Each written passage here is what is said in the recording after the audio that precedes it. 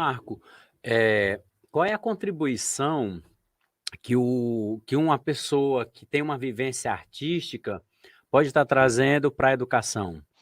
Eu tenho uma opinião de que a cultura, falando de uma coisa mais ampla, né, no sentido mais amplo do termo, a cultura é tudo que o ser humano produz, seja material ou imaterial. A arte seria uma parte, vamos dizer assim, até rima, né, da cultura. Mas a arte não é uma necessidade dos artistas, a arte é uma necessidade humana. Então, trabalhar com a arte na educação se torna até repetitivo, porque ela faz parte, né. Hoje mesmo a gente estava em sala de aula trabalhando Ailton Krenak, né, numa disciplina de sociologia.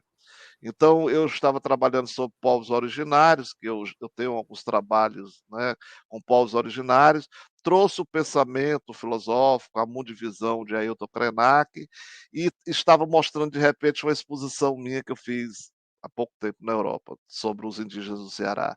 Ou seja, aonde se separa isso? O problema, Aurora e Márcio, é que a nossa estrutura de educação, além de ser bancária, como diz Paulo Freire, ela secciona, ela separa muito as coisas.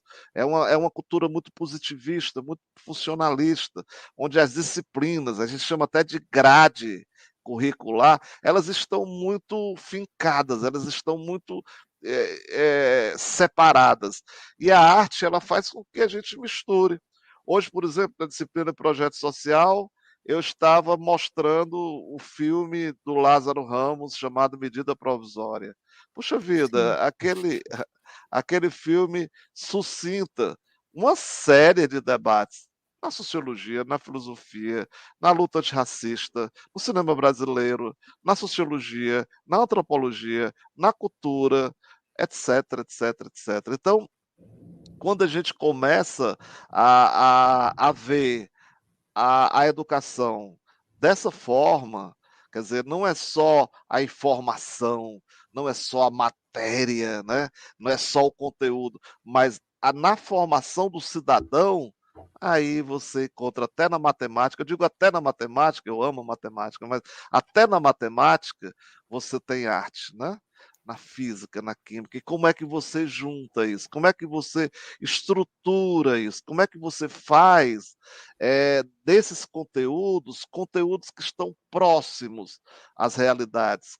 Como é que você faz com que essas conjunturas, que muitas vezes são seccionadas, separadas, façam parte de um grande discurso? Então, eu diria que a arte um grande abajur, uma grande árvore, onde o professor, independente de ser artista, viu, ele pode ser um fruidor, ele não necessariamente um artista, ele pode, sem sombra de dúvidas, ter um grande instrumento, porque não adianta, Márcio e Aurora, nós formarmos pessoas extremamente competentes, extremamente conscientes do ponto de vista político, se elas forem sensíveis do ponto de vista da estética e da arte.